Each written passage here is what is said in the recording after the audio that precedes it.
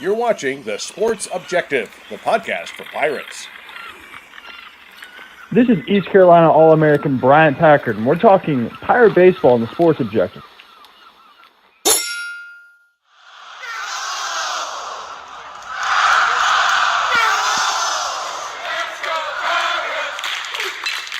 You are listening to Extra Innings, presented by Next Level Training Center on The Sports Objective. Join us every Sunday night on Facebook Live and our YouTube channel as we talk East Carolina baseball, as we look back at the previous week and take a look at what's ahead. Now, let's talk Pirate baseball. Welcome into Extra Innings right here on The Sports Objective, presented by Next Level Training Center. Just go to nextleveltc.com. You can give them a call, 252-756-NEXT, or something. You can actually go and on their Facebook page as well, their social media. Let's bring in Kyle from LaGrange Barber. Hello. Hello. What's going on, Dave? There for a second, I thought we had Corey on the show. Hello. Yeah, that was my hello. word. That's why I did that. Yeah. Yeah. What's going on, guys? Feel like crap, but I'll push through because I'm tough as snuff and ain't half as dusty. But what's going on, Bubba? Fired up to talk about a 5-0 week. Pirates, needless to say, on Tuesday night made it very interesting, too interesting. And I was like, if we don't find a way to come back and win this game, I'm not going to feel like coming back to watch the Cannonballers at Atrium Health Ballpark. But even though that obviously has nothing to do with our game there, just I was like, wow, we were no hit, perfect game for Daniel Bagwell, the Queen starter, through 3 innings. Had just 4 hits through 7, and really, we had pitched pretty well, and we hadn't committed an error. Just the bats had been very quiet, and hats off to Bagwell going 8 2/3 is his first start of the season, although I think it was his 6th or 7th appearance. And I think 4 out of our 8 hits against him came there late when he was running on fumes, and still had found a way. I think it was in the 6th and the 8th to wiggle out of some jams. Where one time 2 runners on with 2 outs, and then 2 runners on the starting inning there in the 8th, but 129 pitches for the Queen's right-hander. No doubt. In fact, it was crazy. He only had, what was it, guys, 2 days rest, something like that. It was nuts. But anyway, the most important thing is, Bubba, you went home happy. You got your money's worth with a Queen's game. I'm just saying, it was so expensive. Yeah, unfortunately. But the main thing is, the Pirates found a way to get it done, and 9 of our 13 hits came there in the 8th, 9th, and 10th innings. We had 5 in the top of the 10th, and really once we got to the bullpen, that's obviously the reason. In addition to, his effectiveness. Why they left Bagwell in so long, because their bullpen had been pretty poor. He clearly pitched the game of his career. He was locked in. He wanted to beat the Pirates, top 25 team. It was I would hate to sound like an NC State fan. It was their Super Bowl, and he pitched like it. He had pitched the game of a lifetime. And I'm of the belief that playing close games in the early season makes you a better baseball team, finding a way to win. Yep. And I enjoyed that game. I was going to be sick to my stomach if we lost to Queens, but I enjoyed the game. Probably, it's fun to blow people out, but it's not exciting. So the close games like that, I embrace them because they're exciting. Don't want to see a lot of them. I'd rather blow people out, but I enjoyed that game Tuesday night. And then it was funny Tuesday night because it got no audio because I kept trying to sync the ESPN feed with the 94.3 audio on TuneIn apps. I'd pause the game and let the audio catch up, and I kept losing sync. I finally gave up on it and just watched it with no audio about the 6th inning. And so then the next day we had Elon, no video unless you went and paid for Flow Sports. So no video, just audio the next night. And that's what's going to happen tomorrow for the War on the Shore, because CAA, baseball, and basketball, the sports have the contract through Horrible. But They got to like get with $30 ESPN Plus. $30 a month. Is it 30? I thought it was $30 a month, but you can buy an individual event for $12, can't you? Somebody posted that. I don't know if that's accurate. I didn't know that. I only saw the monthly option. I would have $30 a month is horrible. Man, that's ridiculous. Yeah, like Bubba, you're a huge East Carolina fan. If we were on Flow Sports, you am. Would you do that? Would you get Flow Sports? I have in the past. I mean, he's asking if we were with Flow Sports, would you pay $30 a month every month? $30 a month every month? Probably not. You know, I hate to say it, but because if we were in a situation where we were with Flow, we'd probably have a lot. If we were in the CAA still, which thank God we're not. Let's say we were in there for football too, which would put us FCS. Yeah, I'd probably do it. If it was no football, I don't know. I'd have to think about it. Is there a yearly option where you can get a discount? You don't ESPN Plus, much cheaper monthly rate anyway, but you take it's that even back. cheaper. It's even cheaper if you buy it for a year.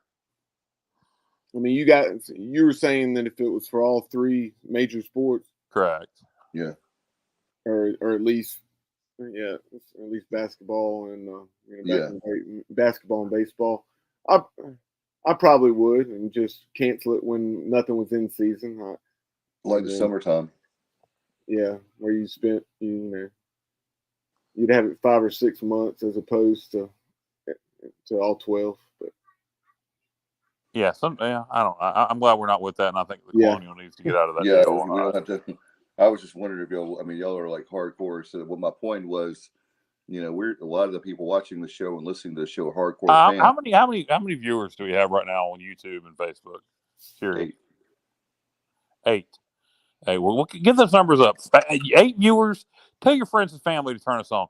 But I want to ask a question, and then we'll get back to. I guess we'll move into the Elon game before we get into the weekend. But hey, we were talking before the show. According to the box score, I have a bad memory, or I'm remembering something wrong. I know AMAC hit 2 home runs in game 1 of the doubleheader from the right side, but in my mind, he hit a home run in the second game of the doubleheader from the left side. Is the box score wrong, or am I completely out of my ever-loving mind? I'm probably just out of my mind. Folks, I told Kyle that AMAC didn't even have a hit in game 3. Well, it's either the weed or the chemo, one or the other. There you go. No drug testing, please. I meant dillweed. Okay, I got you. Hey, I want to give a shout out to our friends. We have Craig, we have Shell, we have Norm. Hello.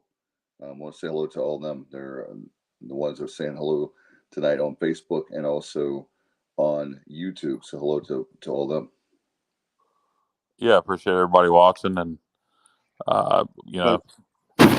Since you brought up AMAC, Kyle, I wanted to go back to the Queens game and AMAC's big single in the 6 hole there in the top of the 9th. Pirates down to their final out, and AMAC stepped up big. 1 of 6 hits for AMAC on the week, and I know we'll talk more about his. He really had the best performance of any hitter. The only 4 hit game of anyone last week, but he came up big, and then like I mentioned, 3 runs on 5 hits there in the top of the 10th, and then Wyatt Lunsford-Sheikman, he was excellent in relief. We got a pretty good start from Garrett Saylor, went 5 innings.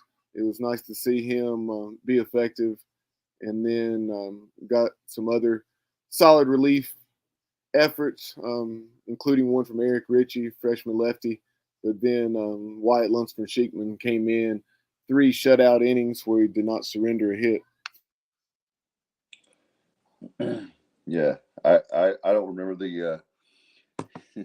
Maybe I was at a bathroom break, but I swear I don't remember AMAC hitting a home run. But I had it on my phone and tablet on my iPad. Is But anybody else saying they remember? it's crickets right now. Okay, well, Hey, I'm the line. Norm. I Hey, just Norm. made that up in my head. Mark, and give a shout out, Mark, Norm, Craig, Shell. Do any of y'all remember the home run? I'm going to go back now and watch Game 2 on ESPN Plus. Game 3 of the series, Game 2 of the doubleheader. And it was late in the game, and see what in the world. I don't know. I'm probably just misremembering. I do that a lot these days, and it is for all seriousness a lot to do with chemo fog. But I remember it, but it didn't happen, so it's quite strange apparently. One other aspect of that Queens game, unbelievable turnout by Pirate Nation there at Atrium Health Ballpark. 2,485 was the announced attendance the following night. Charlotte, obviously just 10, 15 minutes down the road, and UNC Wilmington, they had 1,700. So we had right at 800 more than they did. And the majority of those 2,485 were Pirates. I'd say at least half that. And yeah, it was a good draw by the Pirate fans. We talked about this the other night after the ladies basketball game. Just came back to it since since it was our weekly wrap up show, and if you haven't already seen the video on our YouTube channel, there's a good video to show you exactly how loud Pirate fans were and how many were there, because I know the ESPN Plus stream, although at least they had one, did not have any volume. So that was the reason there during the 10th inning. I went down behind the plate and got some footage, and I wanted Pirate Nation to appreciate what a large contingent we had there. But yeah, you could see it on the TV. It showed up well, and the audio. If you turn on the radio feed on TuneIn, you could hear them. But how was crowd in Burlington the next night? I know that was mostly Pirates also. Yeah, that one obviously a 4:00 start as opposed to a 6:00 start, so not about a third as many of people. But my dad was able to attend that one. I had planned on it, but had something come up at work that I could not get out of, and so I think it was just shy of 1,000, and the majority of that, 850 or so, was Pirate fans, as you might guess, and got off to a fast start. Unlike Tuesday's game against Queens, and Star had a home run in the first, and we tacked on a couple more in the second, and from there didn't do a ton offensively, but did enough, and tacked on a couple late and went on to the 5-1 win. Jake Hunter got the start, and I went 3 2/3, and it's good to see Jake continue to pitch well in those 8 outs. He recorded 6 via strikeout. Hey, by the way, I want to shout out, and we'll get right back to the games. We have with us on Facebook tonight, on Facebook Live, Ben Baby Byram. He retired from 94 for 3 the game on Friday with Patrick Johnson as a producer. He actually guest hosted, and I want to tell him thank you for 3 great years there. On my ride home, you guys kept me company, so thank you so much, Ben Baby Byram, now at WITN.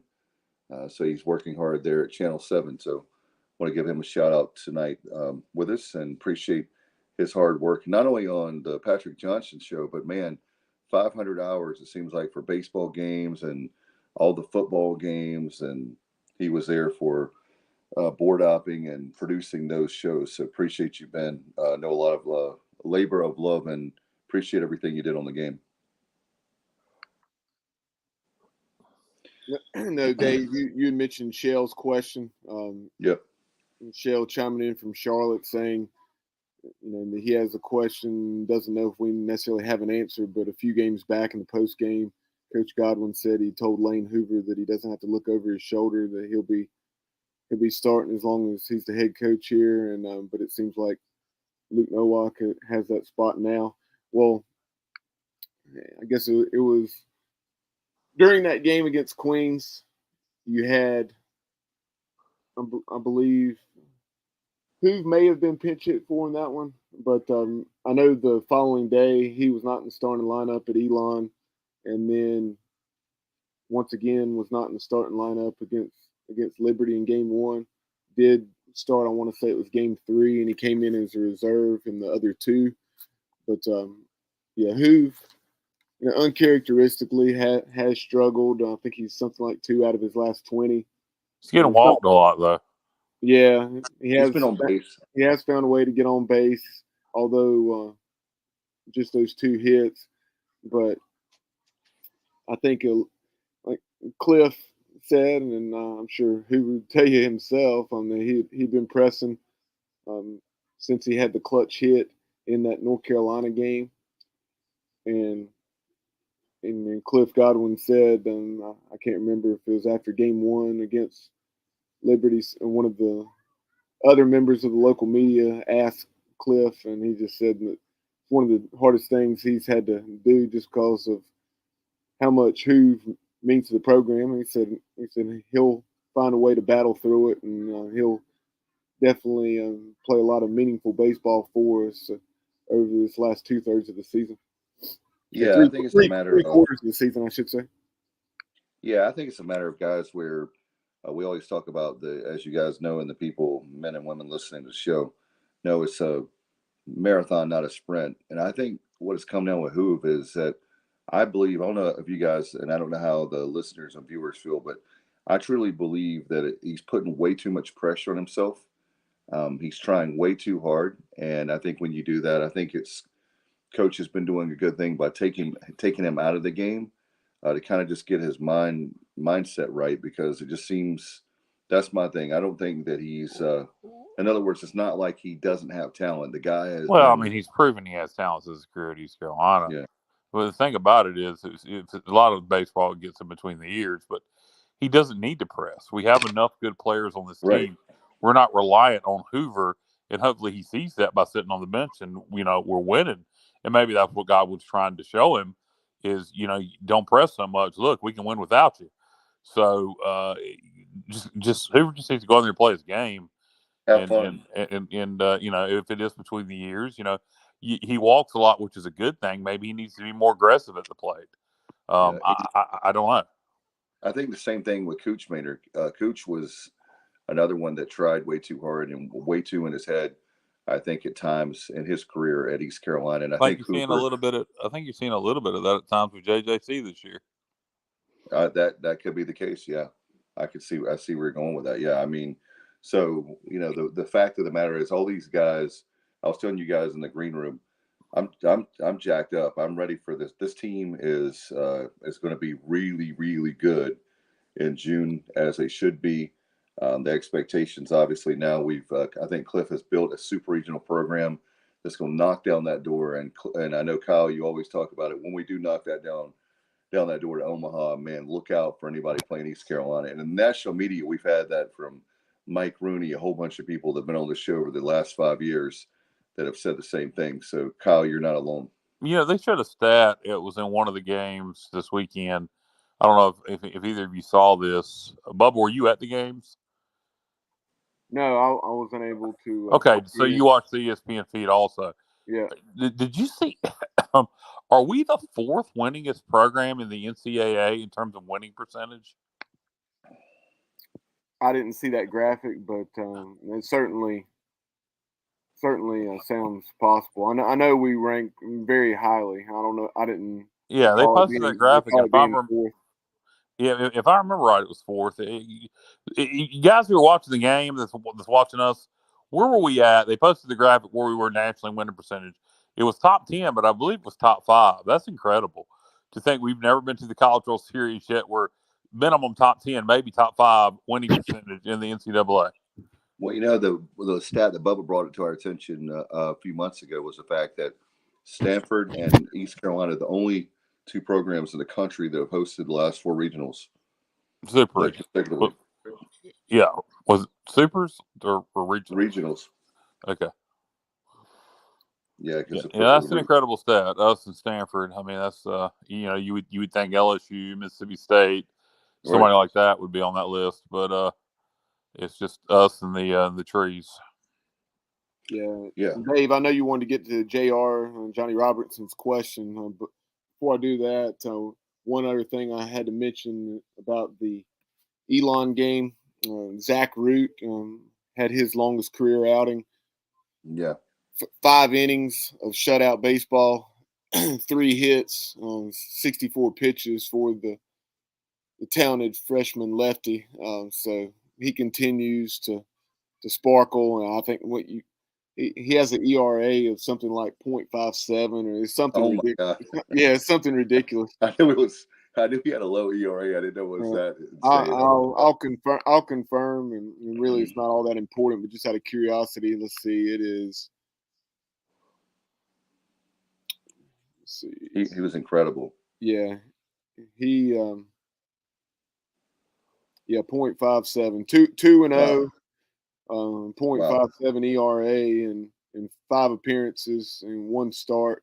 And he surrendered just 8 hits and 15 2/3. He needs to get that ERA down a little bit. I It's wanted too it high. 0. I wanted it 0. Well, I tell you one thing, guys. That kid is very special, and that's one of the things I was thinking about on the way home, driving, thinking about this team is that when you think about Zach Root, he's only a freshman. He's playing. He's not even playing like a freshman, and it's still fairly early in the season compared to. It's not like it's June and he's battle tested and he's been playing very well all season long. Hey, this guy has been really, really good. We heard about him. I guess it was fall ball or whatever, but great stuff there. And he is the command. I mean, just everything has been going well for him. And my biggest thing, guys, is that we have the arms to make it to Omaha. I know people don't like to talk about it, but we really have. Cliff was right. Our pitching is so deep this year, and shout out to Austin Knight, guys. I don't know how you guys feel, but he's really done a nice job working with these pitchers and really managed them extremely well. Don't you think? Yeah, he's doing a good job. He's did a good job last year. He's doing a good job so far this year. So props to Coach Knight. Yeah, really. Going back to last year, anyone that had any doubts, just because it was a rough start to the season, Yeah. Austin Knight and staff, they certainly, or any questions that anybody had, which, like Cliff said, I'm in agreement with him. I mean, Cliff Godwin's going to do what's in the best interest of East Carolina baseball, regardless of any type of friendship. I mean, if he was on our staff to begin with, I mean, then that said all that needed to be said to me. And and as the season went on, the way we had to have a TBA rotation, you never knew who was going to start, when they might start. I mean, that was extremely impressive the way the staff managed that very undesirable situation. But 20-game winning streak. I mean, if the pitching was horrible, it's kind of hard to win 20 in a row. But talk about an excellent pitching performance this weekend against Liberty. That was, the bats were great. The defense was very good. But you take a look at it. East Carolina pitching versus Liberty pitching. The Pirates, all 3 starters were excellent. I think, let's see, just off the top of my head, I think all starters went at least 6 innings, if not 6 and a fraction. Trey Savage, Carter Spivey, and then Josh Groves. East Carolina pitching, and this is starters, bullpen, everything. 34 strikeouts, 8 walks, and 1 hit batter. Liberty pitching, 26 strikeouts, 34 walks, and 4 hit batters. 34 walks. We issued 9 free passes in 3 games. They issued 38 free passes. I would have lost a ton of money. And I'm sure a lot of other folks would have too, including Coach Godwin and staff. Like coming in through 12 games, Liberty was 7-5. They had issued 3 of those losses was your Southern Miss. Right. Yeah, and 3 were at Southern Miss. So they had 48 walks in 12 games, and then walked 34 Pirates in 3 games. Yeah, we did a good job watching the baseball and getting on base. That's a 34 walks. That's horrible. You're not going to win any ball games doing that, and No, that's not something they have been doing. And I never recall something like that. All the Pirate baseball I've seen, I'm trying to think back if I've ever recalled 34 walks in a 3-game series. oh, I'm sure it's happened. All the baseball we've ever played, but it's not comes to mind in recent history. But it was a great performance, great eye by our batters, and that right there going forward. You talk about game film a lot in football, but obviously it's used in baseball. That going forward, that performance against us, that will be used against them for future opponents to be patient at the plate. That we may have quote unquote exposed Liberty this weekend. And honestly, coming in, I thought we would probably win the series, but I felt not like that. I mean, it's tough to just sweep Bob, let me ask you a everybody. question. I know you're talking. I don't mean to cut you off, but I think you'll like this question. Do you think that is something Cliff saw on film and the coaching staff, even though they weren't walking a lot of people, that they had the tendency to do that if you were patient? Or do you think it's something that just happened during the course of the weekend, watching the way they were pitching? Even though they hadn't been anywhere, to that degree as far as walking folks, I do think that What was our strategy? I do think that that's a good point because on the broadcast on Friday, the starter, whose name escapes me at the moment, for Liberty, it was, let's see, Garrett Horn, the lefty. Horn, they said, had struggled with his command at times. So, and that was something you saw in 4 innings. He walked 4. Then Cole Garrett, the reliever, and then just an inning and a third, walked 4. And then the next reliever in an inning and 2/3 walked 3. Yeah, so it was probably Yeah. something Cliff and all the coaching staff saw on video, and exploited it. And like I said, we may have exposed Liberty. They're going to have to correct that going forward. And some it guys sounds like it's a staff issue. It's not just one pitcher. And like Craig said, this is why I honestly felt like I knew we could sweep, but I thought we'd probably win 2 out of 3. That's what I thought, and Craig said Liberty is picked to win their conference, and they are no slouch, no doubt, Craig. I mean, it's a program that has typically made the NCAA tournament over the last several years. Under the current regime and going back to the previous one.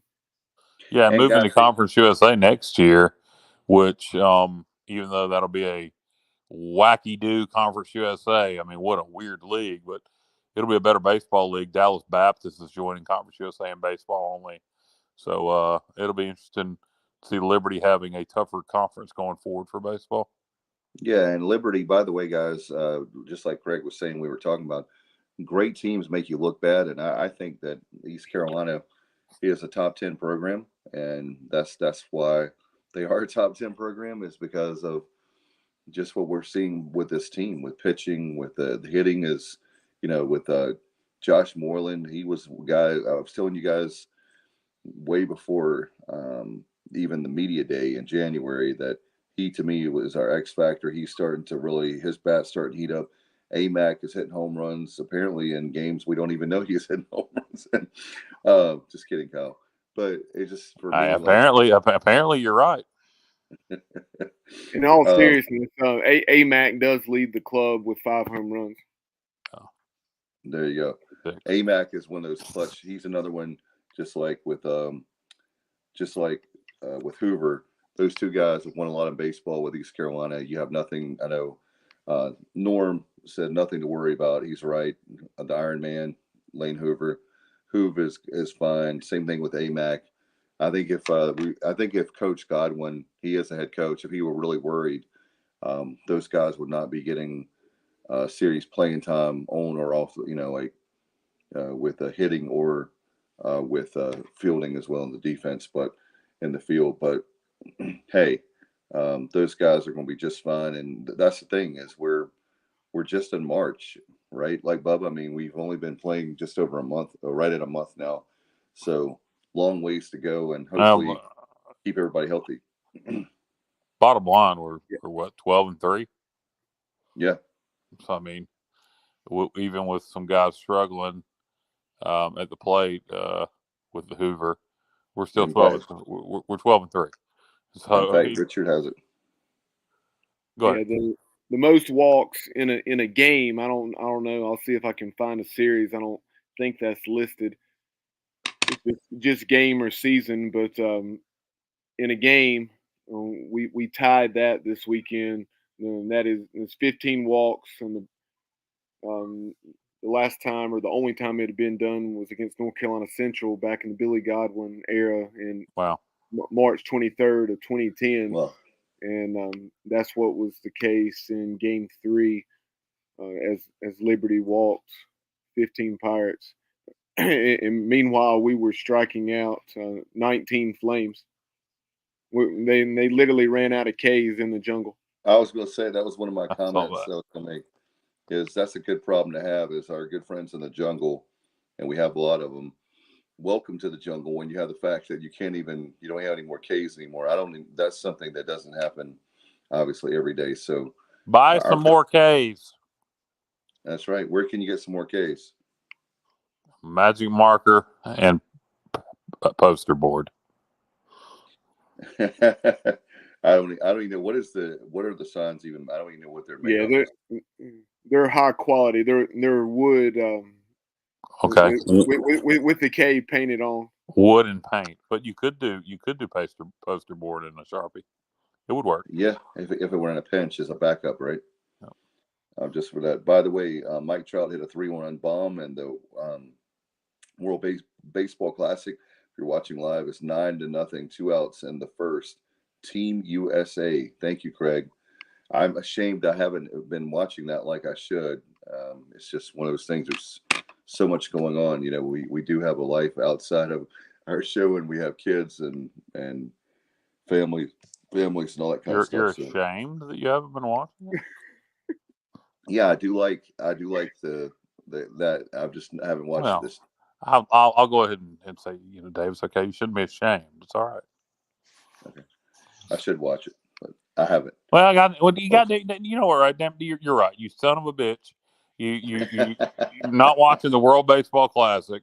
How dare you? You should be ashamed. Go stand in the corner. Put your nose up against the wall.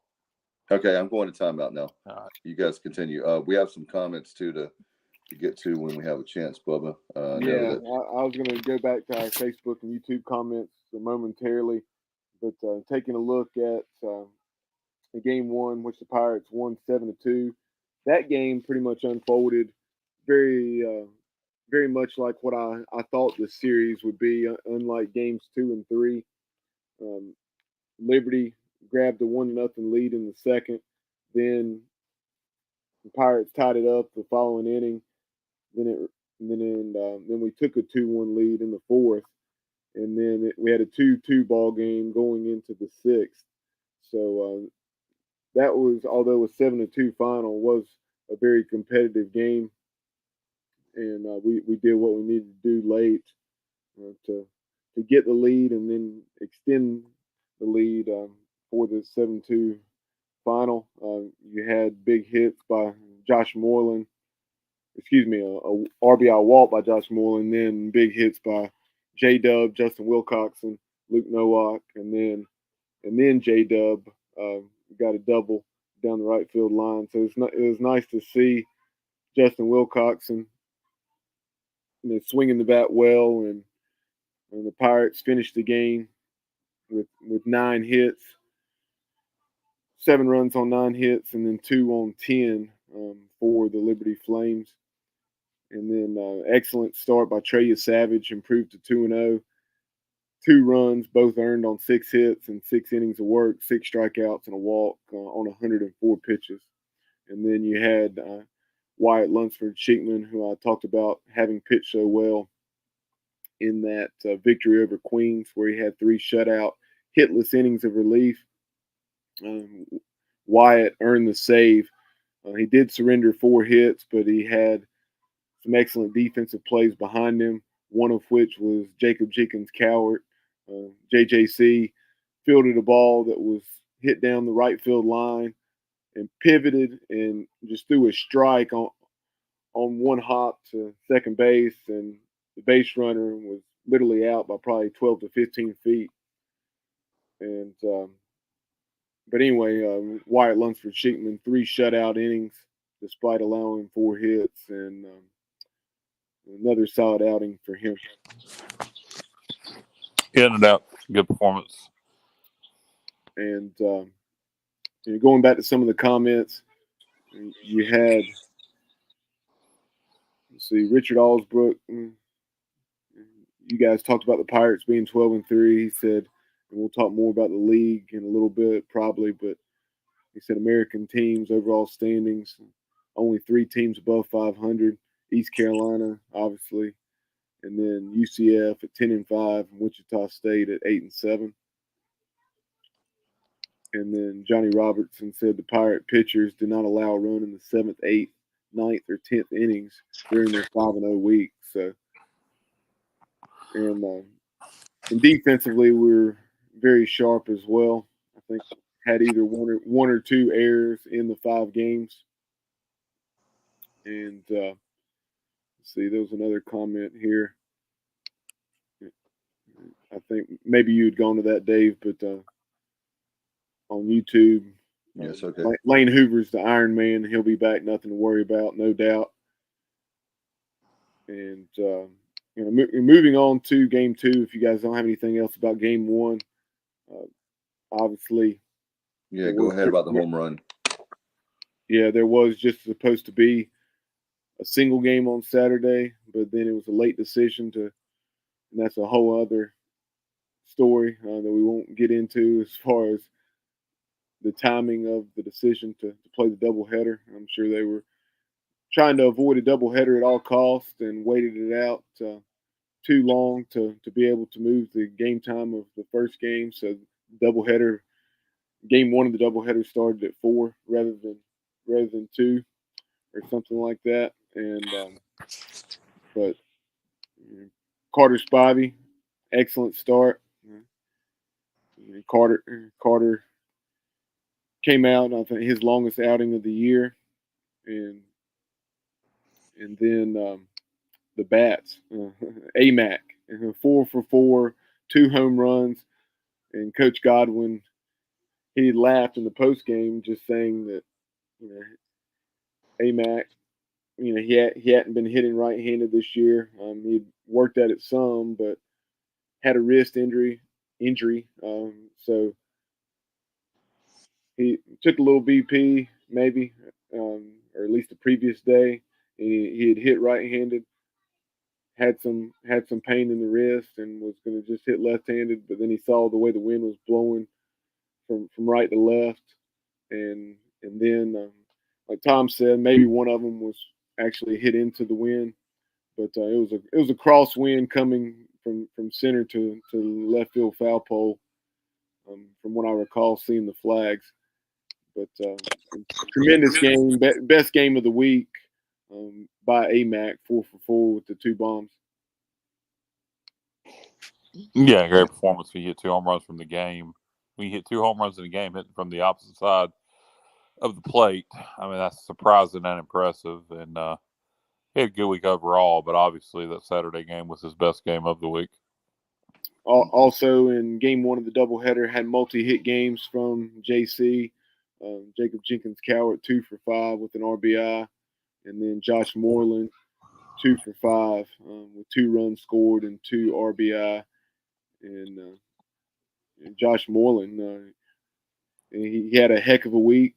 Had a hit, if not more than one, in each of the 5 games. His hit streak is now up to 8 games, 8 of 19. And as one of our viewers, maybe it was Shell, but one of our viewers mentioned earlier that he was the AAC Player of the Week, and he's also the PGXGloves.com Player of the Week.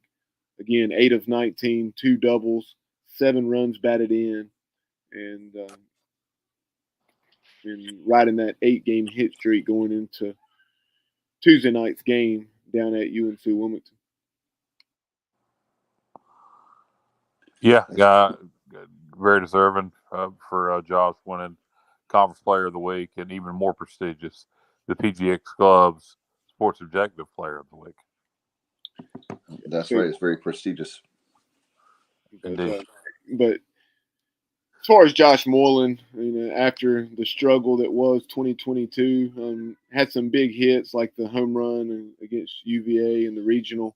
But on the whole, it was well documented, his struggles. But hats off to Josh and all the work he put in, both whether it's in the cage or like he readily admitted, and talked about there at ECU Baseball Media Day, working with a sports psychologist to get his approach right and get him to appreciate coming out to the field and taking more of a get-to mindset rather than have to, and keeping his shortcomings or failures in perspective. And it's really paid off for him thus far through 15 games. Josh Moreland is hitting 327 and is right there near the top of the team. I tell you what, that shot, that was a jungle jack if I've ever seen one. That was a Saturday night regional. I told that story, but we literally were running behind and trying to find a place out in the jungle. And my daughter, Mackenzie, was just like in awe when she saw the ball literally was flying over her head as we're trying to find a place in the jungle. And it was nice to see a drunk there trying to, climbed over the practice field, the fence to the practice field, got the ball. And then I explained to the kids why you should not be doing that, even with or without alcohol involved. So, Well, they got the ball. He did get the ball. I'm sure he called it the next day. Yeah. He got that Moreland home run. So, yeah, that ball. I'd have probably jumped the fence too. There you go. Yeah, but Bubba, this guy was like in no shape to be jumping. He probably would do it with ease, but this guy was not. He should have never done it to start with. Anyway, did he succeed? He did get it, and he fell back over the fence. Did he get hurt? I don't think. I think his alcohol intake helped him where he didn't feel it. Well, I'll call it a successful drunk move, and give him 3 stars. And that really is not the shortest of fences there. No, it's anybody that's been like out 7 or there. 8 foot tall. You would expect it. Obviously expect it to be a pretty tall fence, but it's even taller than probably a lot of folks realize when you're standing right there. I was like, because I've said the same to myself when I've been walking in the right field jungle. I was like, I didn't recall this fence being quite so tall. Well, Dave thinks you could high jump it, Bubba. Could you high jump it? I didn't say high jump it. I think you can. I think you can clear it. Shoot, if I could do that, I'll be in the Olympics and winning the gold. But homie should have been in the drunk Olympics. That'd be pretty cool. Want to give a shout out. Go ahead, Mike Bradford joining us and Alan Vick. What's up to you guys joining us here tonight? But I talked about Carter Spivey having an excellent start. Talked to Alan Vick earlier today about Dr. D, David Schultz. Oh, you did? I did. Wow, cool. But Carter Spivey, 6 innings, 2 runs, only one of which was earned on 7 hits, 4 strikeouts, and a walk on 92 pitches. So great to see Carter have his longest outing of the year. And as I mentioned, all 3 weekend starters went at least 6 innings, or if not 6 and a fraction, against Liberty. Eric Ritchie, 2 shutout innings, and then Jaden Winter came in and worked a hitless and scoreless inning of relief, striking out 2 Liberty batters. So all in all, a very solid all-around performance in Game 2, and was interested to see after winning in such convincing fashion. I never would have thought, although I did think we had the edge like Tom Earnhardt and I had mentioned to each other, discussed early on Saturday, just because of our pitching depth, kind of like what Mike Radford was referencing there, with our depth not only on the mound but at other positions as well. But I thought, even though I liked our chances of winning Game 3, I never would have thought that we would jump on them the way we did, and just simply never be pushed. But if you'd have told me at the same time that they were going to walk, that the starter was going to go 3 innings and walk 6 people, then yeah, I probably would have believed it. Yeah, that was just really cool. Yeah, I think that has a lot to do with us blowing them out. Is the perceived film study of them not having good control and walking people, even though they hadn't put those kinds of numbers. And I think we probably got in their head quite a bit with all the walks we were producing. Hey, by the way, Alan Vick wants to know to you, Kyle. He says, "Hey, Kyle, do you think it's fake? Is this fake? WAP? Is this fake? It's an upper hand slap. This fake? You call this fake?" Dr. D. David Schultz, great. What was his name? The damn reporter for ABC. Yes, John Stossel. Thank you. Yes, from one 2020. One of the greatest moments in television history when he just slaps him on his ass. It's beautiful. Yeah, that was on. That I was watching that episode that Friday night. I'll never forget that. And being a huge wrestling fan, I was so excited that 2020 was going to have on a wrestler, and I had no idea that was going to happen. But the whole thing was to try to, everybody knew it was staged, but at the time nobody was admitting it in the 80s, and the whole thing was to try to embarrass wrestlers and all that. And David Schultz, David Schultz won about that, and David Schultz showed smartass John Stossel what was what now. It cost Vince McMahon millions of dollars. It cost David Schultz's career. The only place that would hire him after that was Memphis, and he worked Memphis for a few years, and then became a bounty hunter. He became a bounty hunter, Dave. After that, he actually Southern David Schultz was a bounty hunter in the New York City area for about 10 years after that, and he's a legitimate badass. He's one of the guys, and he was about to work a program with Hogan when that happened. Yeah. That's the shame of it. I mean, he was really getting used. And I know we're getting off subject, but if you go back and watch some old David Schultz promos, Stone Cold Steve Austin claims he never saw David Schultz in his prime. But man, I'm telling you, when you watch some old Dave Schultz promos, you just see some Steve Austin influence. And I know Austin says he never saw David Schultz until after the fact. And I don't see why Austin would lie about it, but man, there's some similarities. He was very good at cutting promos and very believable. Yeah, and he couldn't keep his job with the WWE at that time. Right after, no, and nobody else would hire him. The only other place that would hire him was Memphis, and he worked there a few years, and like I said, became a bounty hunter. No doubt. Speaking of badasses, let's talk about our great Pirate baseball program. A lot of badasses on the team, right? Yeah, no doubt. In fact, I hear we're considering changing our mascot to the Badasses. Hashtag the Badasses. That's hey, if you want a great theme and great T-shirts, just make those, Bubba. The Pirate baseball, we're badasses. Something that was continuing on with Game 3. Luke Nowak, he had 5 trips to the plate without having an official at bat. So 5 walks for Luke. Well, he's not living up to his name of Nowak. Well, some people don't know how to pronounce it, so they wouldn't know the joke, right? Yeah. Nowak. I've heard that. It's Nowak. For the members of the media, please, Nowak. Can you say that a few more times? Nowak. Sorry about that.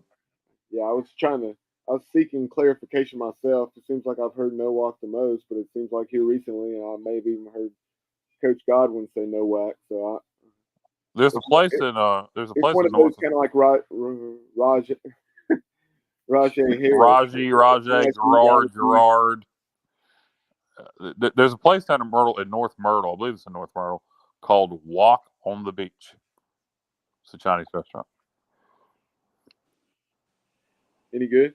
I've never been there. I've just always liked the name. Walk on the Beach. I mean, come on, that's great. But kind of another interesting stat that I heard. I'll give credit to the broadcast team for this one. And the Pirates scored 13 runs in Game 3 of the series, and or at least let's see, yeah, without an extra base hit. Without an extra base hit. I was just looking to see if maybe we had one after we had scored our runs, but we did not have an extra base hit in the game. So that just shows you with those 15 walks and combined with 10 singles. Walking people will lose you a lot of baseball games.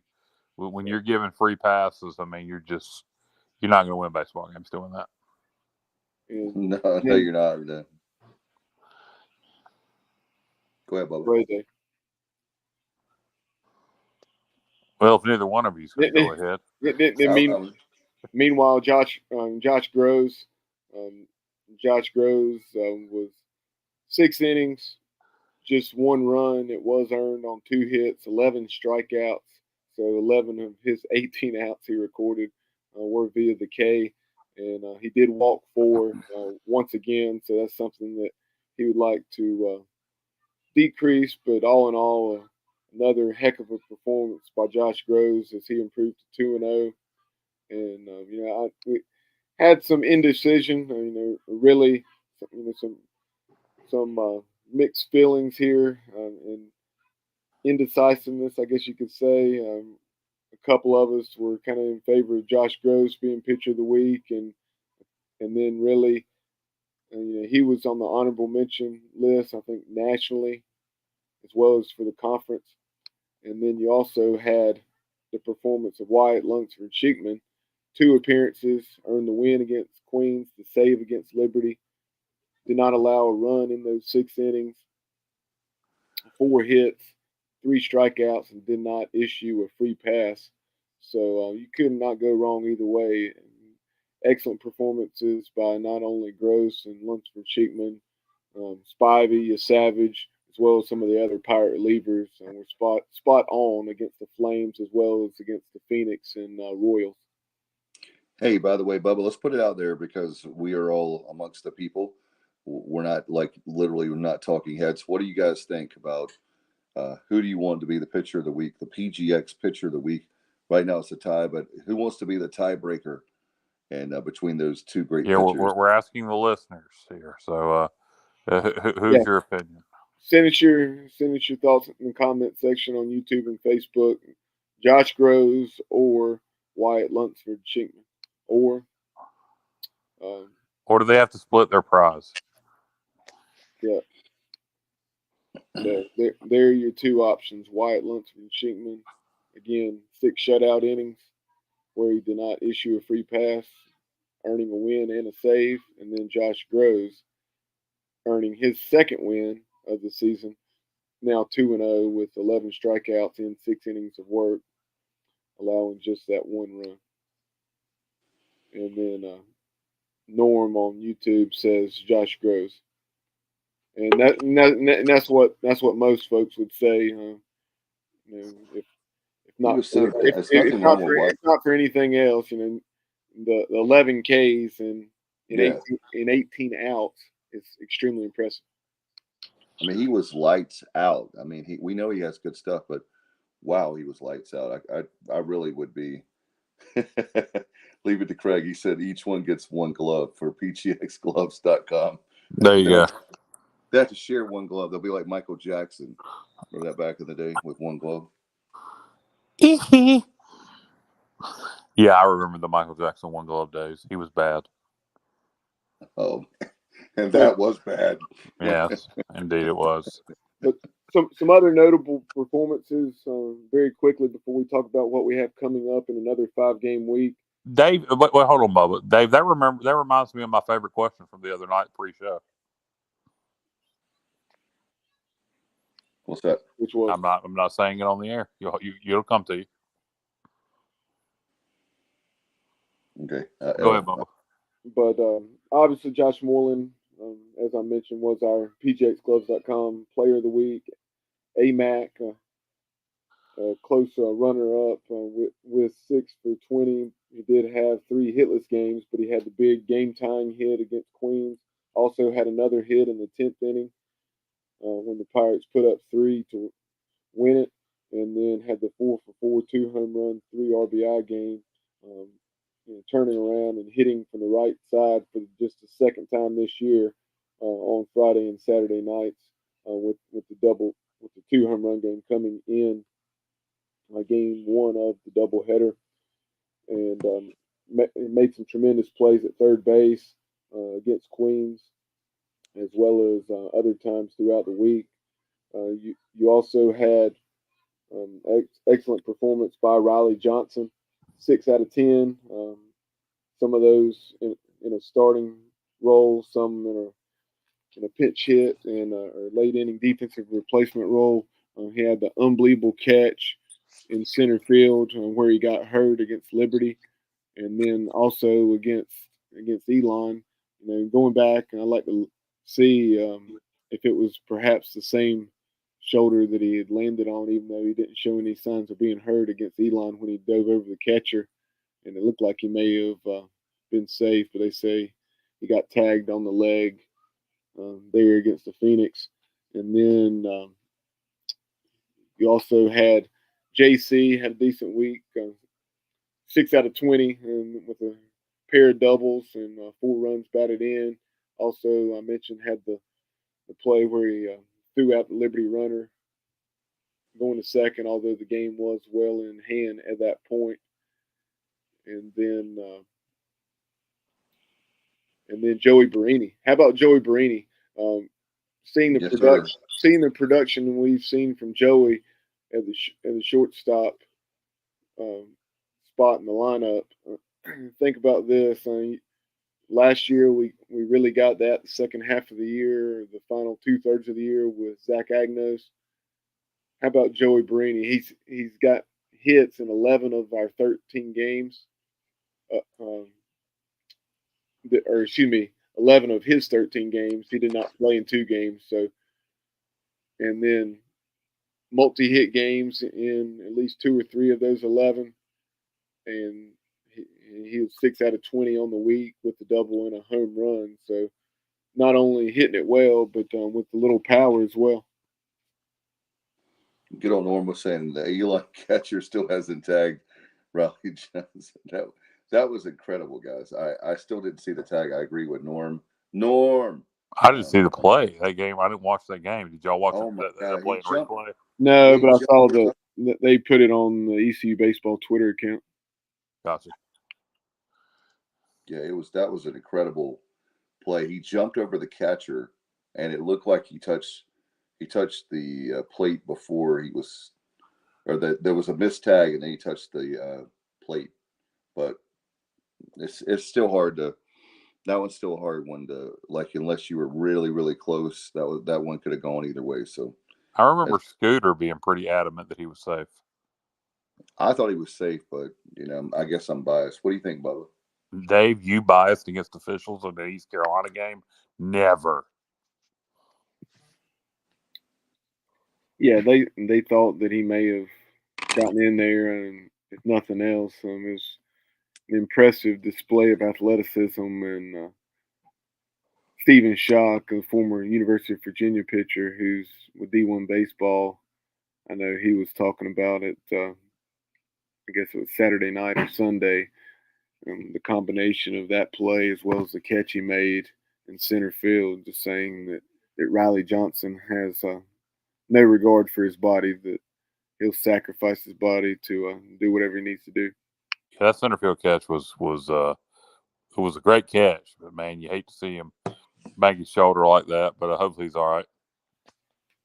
No question. And by the way, Bubba, Richard Allsbrook wants to mention about the American teams. So we only have 3 teams right now. It's crazy, as he's talked about, to have a better record than 500 right now. Yeah, we talked about that already. Yeah, he was mentioning that. But that's that means that's another reason, by the way, the point I was going to make on that was the fact that we're really going to have to dominate. Well, we usually dominate, but we're really this year going to have to dominate to help us for a national seed, right, guys? For the number 8. Well, the good thing is our non-conference schedule is strong, and Yeah. typically the American plays a tough non-conference schedule. So I haven't looked at the RPIs for those teams. Their records aren't good, but most of the time they play. Most of the teams, just because of where they're located, South Florida, Central Florida, so on and so forth. Most of the teams located in the South, Houston, Tulane. So typically they play good opponents non-conference. So yeah, we do need to dominate regardless if we're trying to get to host a regional and get another national seed. But it looks like you never know once conference play rolls around. But it looks like it's a two team race between us and UCF. But who knows once conference play rolls around, things can change. It's March, so it's still early. Cincinnati seems to always play good in conference and shitty out of conference for whatever reason. Taking a look at the upcoming schedule. Pirates Tuesday. So tomorrow, if you're listening and watching this live, down at UNC Wilmington Brooksfield, 6 o'clock first pitch against the Seahawks. Should be a good atmosphere. The war on the shore. And then, is it just me, or has that rivalry lost a little bit of its heat? Not only in baseball, but in basketball too. I think it's primarily in basketball. I think in baseball, we're still playing home and home annually. So I don't know. It just doesn't seem maybe it's because Wilmington's not as good as they used to be. It just doesn't seem to be as intense as it was. I don't know. Maybe I'm wrong. But I'm sure they'll be trying their best to beat us tomorrow night. Yeah, I think back to I guess it was 2018 when they good point. when they eliminated us. Good point. Yeah, I guess that is recent enough history for the rivalry to still be pretty hot. But and then on Wednesday, 5 o'clock first pitch against the Tribe of William and Mary, and then this weekend you have Missouri State coming in 6 o'clock, 4 o'clock, and 1 o'clock on Friday, Saturday, Sunday. Going back to UNC Wilmington, the Seahawks are 9-7 thus far, and in the midweek, just out of curiosity, I checked, and they have lost or split a pair of competitive games, losing at Wake Forest 8-6, and then beating Charlotte and Kannapolis 11-9, and then taking a look at William and Mary. I think the Tribe, they're coming in with an 8-8 record, and then Missouri State. That's a typically strong program, and they're coming in, or at least coming into the week, and they had a 9-5 record. They will be playing a pair of midweek games, a home and home series with Southeast Missouri State, and so hopefully they'll take care of business in those games and be coming in with an 11-5 record. Their best opponent to date, at least I would guess, even though they don't have a good record, is probably Cal Poly. And Cal Poly's 2 of their 3 wins came against Missouri State, but they've played an extremely challenging schedule that included the likes of 4 games against Oregon State, Cal, UConn. So don't let their 3-10 record fool you. They took 2 out of 3 from Missouri State, beating them 15-5 and 12-5 in games 1 and 3. And Missouri State won the middle game 15-4, and that was played out in California, as you would guess. Missouri State's got a great program. Plays in Missouri Valley Conference. They've been through the College World Series. They were really good at one point, and I mean they're still solid now. So no slouch. I think most Pirate fans know that. Most Pirate fans are very college baseball knowledgeable. So no slouch coming in with Missouri State. Oh, by the way, guys, I wanted to mention something. I'm glad you said that, Kyle. This was on Pirate Radio today. They had Josh Moylan on. he said the reason why he made a decision, you'll understand where I'm going this a second. His high school coach, his brother is Jeff Palumbo. But he said the reason why he made the decision to come here was it was a baseball school. How about that? I've never heard anybody call it a baseball school. I've heard that. I've heard it being called a baseball school. I think I think you really can't be a baseball school unless you're Dallas Baptist, and that's the only Division I sport you play. I think we're a football school, but baseball does certainly, as Kim McNeil said, very very very poignantly when she was in the booth Saturday, that Pirate baseball sets the standard, and every other program is measured against it, and she said, that's Pirate football. Women's basketball goal is to live up to the standard Cliff Godwin setting with Pirate baseball. And so from that aspect, yeah, we're a football school, but the standard of success is set by baseball. And baseball's is solid every single. Yeah. Except for maybe 17, pretty much every single season. We've had one losing season or two losing seasons ever. So that's incredible. Yeah. Yeah. So, but I just thought that was I always hear it called a football school. I've never heard it called a baseball school, to me, to get all track there, Bubba. But it was just, it caught me. I guess for the fact of all the regionals, super regionals, and we're so close to Omaha, and you could be that kid on the one piece that's missing to go to Omaha. We're reloading every single year. Yeah, baseball is very important here. If you want to come play at a place where baseball is important, come to East Carolina. You can look at the success UNC has had, NC State, etc. But baseball isn't as important there as it is here. Either one of those places, despite their success, Wake Forest right now, Duke in recent history. If you want to come to a place where baseball is important, where there is an SEC, where there's an SEC environment, where they're all football schools, but baseball at many of them is the next most important sport. LSU, Mississippi State, for example. You come play at East Carolina. Yeah, you come play at ECU.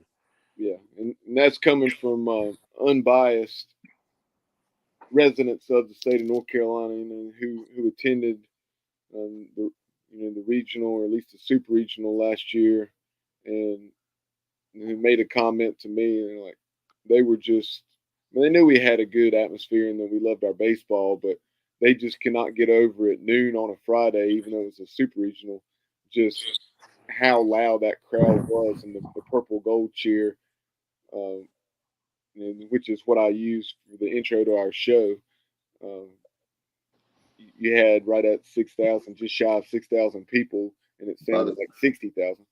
Well, it's the one sport. By the way, there was more than 5,800 in that crowd that day. In fact, some people told me that it was like close. It was really like 7,500. In fact, not to out anyone, I don't know anybody personally, but basically, people were giving other people tickets and walking out, handing it back to them, and so they were sneaking people in left and right. There was so many people. Well, the scanners weren't working.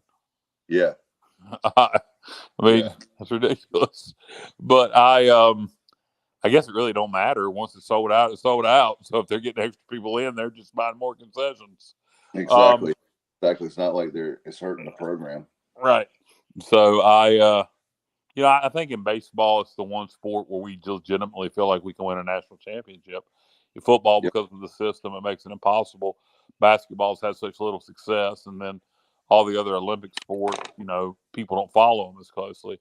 So baseball is the one sport where we feel like we can legitimately win a national championship someday. And we did in like 1960? NAIA. Yeah, not in modern era, but yeah, and that's still special, and it's still a great accomplishment, and and I think that kind of laid the groundwork for the success we're still having today. And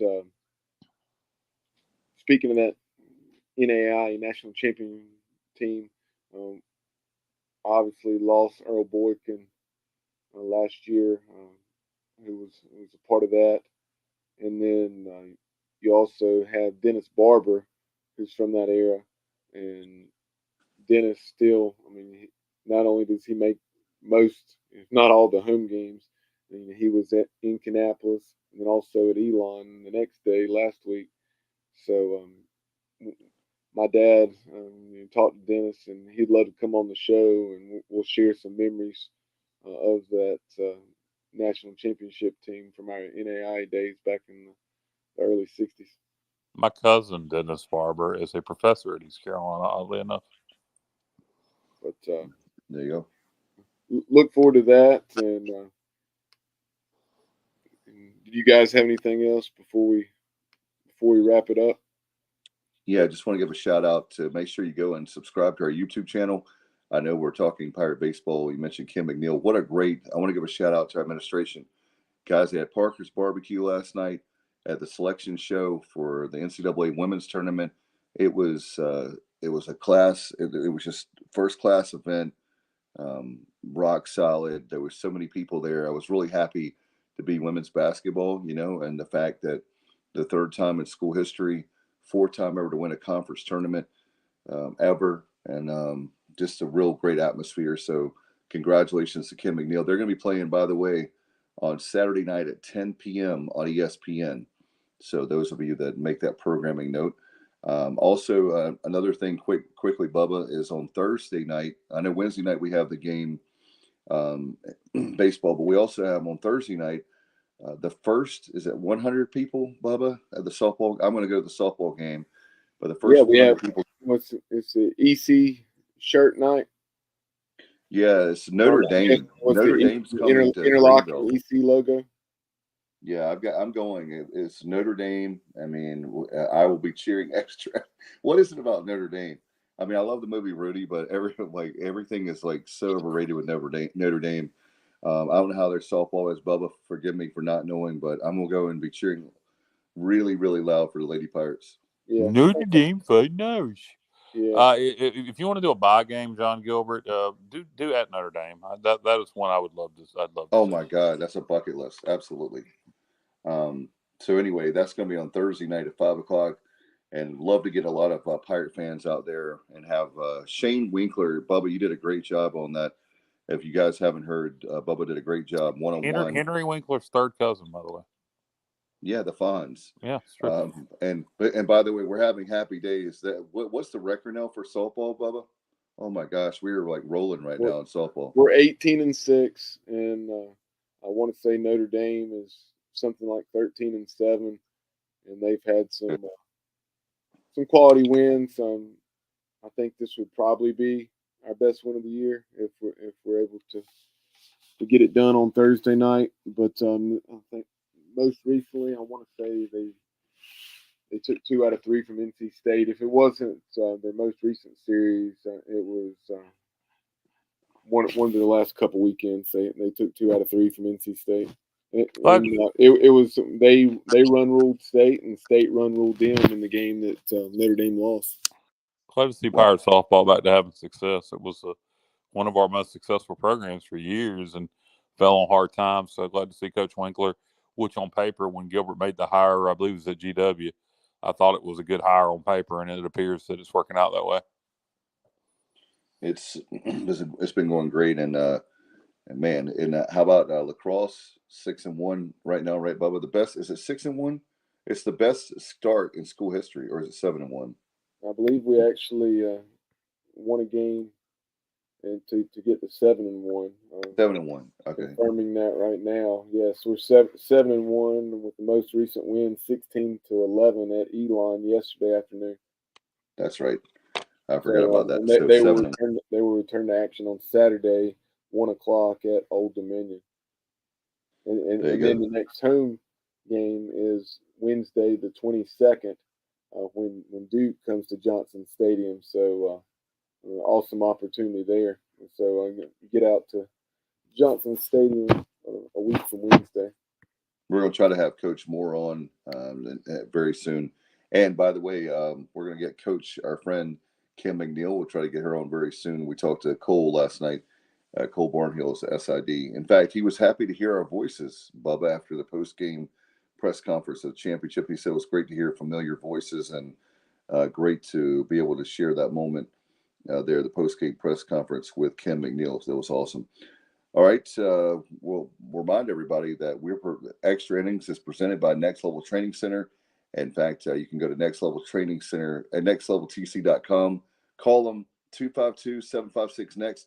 Got a chance to speak to Trent. He was at by the way, guys, Trent, a baseball guy, he was there last night at the selection show. So a lot of great Pirates there last night. It was so good to see him. I hadn't seen him in a while, but appreciate Trent and appreciate he and Gainell's support of the program. And I know, hey, Kyle, we were talking about PGX gloves. You're the man when it comes to pgxgloves.com. Yeah, pgxgloves.com. Go there, get yourself some gloves. It's baseball season, softball season. Get yourself some batting gloves for your kids.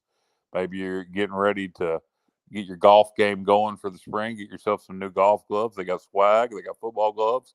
They got all the. In fact, you can contact them and see if they'll make you a custom Michael Jackson glove. I don't know if they will, but you can ask. You put in promo code ECU at checkout, save yourself 25%, and go get yourself some gloves. And while I'm talking, I'll go ahead and get this in as we're done with the sponsorship plug. March is Colon Cancer Awareness Month. So everybody out there in Pirate Nation, Sports Objective listeners, be conscious. Go get yourself, if you're 45 years or older, they've changed from 50 to 45. If you're 45 years of age or older, go get yourself a routine colonoscopy and get screened. If you're having any symptoms, do not ignore them. Go talk to the doctor and get yourself screened. Colon cancer is completely preventable with routine colonoscopies. I think the age requirement should be reduced even more so. I agree. Into your 30s, where insurance will pay for it. Because I'm 42 years old and I've got it. So again, Colon Cancer Awareness Month. Just trying to spread awareness. Go get yourself screened, and at the end of the day, you'll be glad you did. The worst part's the prep. The procedure's just a nap. Oh, you're right about that. Good Lord. I was literally at my sister's house. I had an early morning appointment. Yeah. Give details, Dave. And just the fact a few steps away, my friend, from the bathroom, and it's rough. So I'm glad I don't have to worry about that for a while, but definitely it's good to know. Well, I had 3 of those sons of bitches in a 2-month period. Cool. And the third one I had, they made me do a 48-hour prep. And so it was not a 1-day prep, but I couldn't eat for 2 days. So, yeah, it was bad. But the procedure itself is a breeze. Very easy. You're sedated, a very easy thing. And Bubba, you need to go ahead and get it done. So that way they will have, and Matt too, that way all 4 of us will be screened. That's right. I mean, Bubba's 41. So insurance probably won't pay for it without symptoms. But I'll tell you what, a little hint for you, just make up some damn symptoms and your doctor will get you one if you want to do it before you're 45. And one other thing I failed to mention, Dave, as far as content, Bob Alejo, that was the most recent edition of the of Absolute Empowerment with Coach Jeff Connors. He's a former Major League Baseball strength and conditioning coach with the Oakland A's. Also spent several years. He was with Kansas. He was with Cal State Northridge. He was with several other schools, NC State. Then he also served in more of an administrative role dealing with health and human performance, student athlete welfare, and that kind of thing. He also was a strength and conditioning coach for U.S. Volleyball team. I think it was actually a beach volleyball team, and that won the gold medal. So very interesting background for Bob Alejo. Check that out on the Sports Objective YouTube channel and our Absolute Empowerment with Coach Jeff Connors playlist. How do you get that job to be the strength and conditioning coach for the women's volleyball, beach volleyball team? I mean, that's a dream job right there. He's a great dude. Obviously, he's awesome. If not, he wouldn't. And they got the gold medal too, Kyle. Yeah, no doubt. All right, appreciate everybody so much. In fact, good luck to the Pirates, all our spring sports, man, and to the Lady Pirates on Saturday night. We wish you the best, and we'll work on getting a preview of that game. Got some ideas there. Until the meantime, hey, Kyle, appreciate you, brother. We're pulling hard for you. I know you're like a heavyweight fight for you right now. One more round to go. 12th round. I'm done with it. Yeah. So we're pulling hard for you. Think about you every day, and look forward to having this stuff behind you, my friend. Bub, appreciate you, man, for everything you do behind the scenes and on air as well. We'll get out of here. Appreciate you so much. And as always, ladies and gentlemen, wish you good night. And as always, go Pirates. Hey, Pirate Nation, this is former East Carolina pitcher Davey Penny of the Keith LeClaire era, class of 2003. Keep it tuned to the Sports Objective as you follow our Diamond Bucks on the road to Omaha, because y'all know we're going. That concludes this week's edition of Extra Innings, presented by Next Level Training Center on the Sports Objective. Join us next Sunday night as we will once again talk East Carolina Pirate baseball.